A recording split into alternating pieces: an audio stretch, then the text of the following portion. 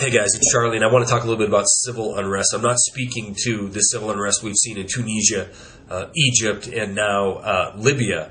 Certainly that is civil unrest, but I want to talk to the civil unrest that I believe has truly begun here in the United States.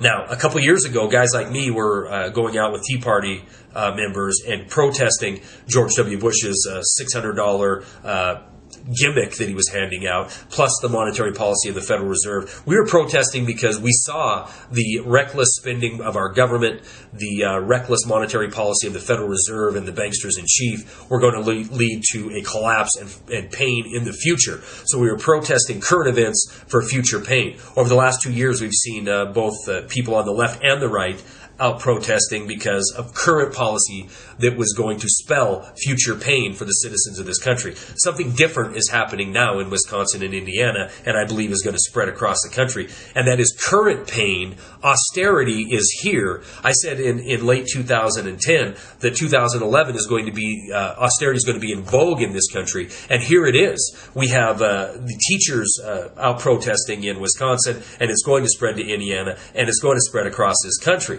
Now, the reason they're protesting is because the rubber has met the road in their world. It's actually going to affect their pocketbooks.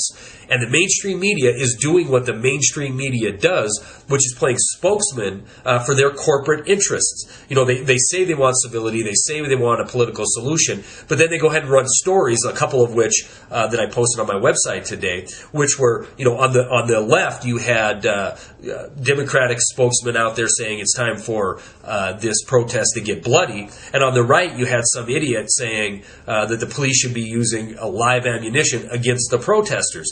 This is obviously, as soon as they report it, your reporter will go on television and say, well, the Republican spokesman was fired and his comments were disavowed. And the Democrats do the same job of denying that that is what they truly want, is bloody protest. But in reality, that is exactly, in my opinion, what they want. Why? Because they want to direct the focus away from the cause of the economic meltdown that we are in.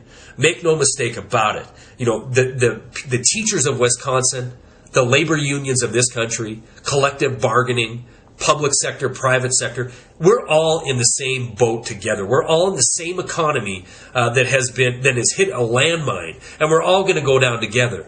This bickering amongst ourselves about, he did this, she did that, he's on welfare, she had her home foreclosed on, my property value is falling. This is nothing more than a game that the mainstream media is propagating, and it benefits their masters, because if we're fighting against each other, then we're not going to turn our focus to what got us here in the first place, which is insane monetary policy and a cabal of international banksters who purposely, in my opinion, have imploded the economy of this country and the economies around the world. And what is their answer? More of the same. I'll attach a story that shows the IMF has the answer when it comes to food shortages around the world. They're going to step up and lend money to countries whose economies are flailing so they can go further into debt to buy food for their citizens who already can't pay back the debt that they have and don't earn enough money to put food on their table in the first place.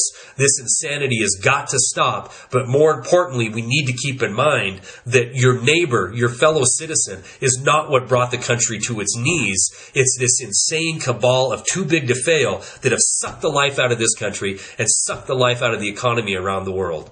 Stories are attached. That's all I got.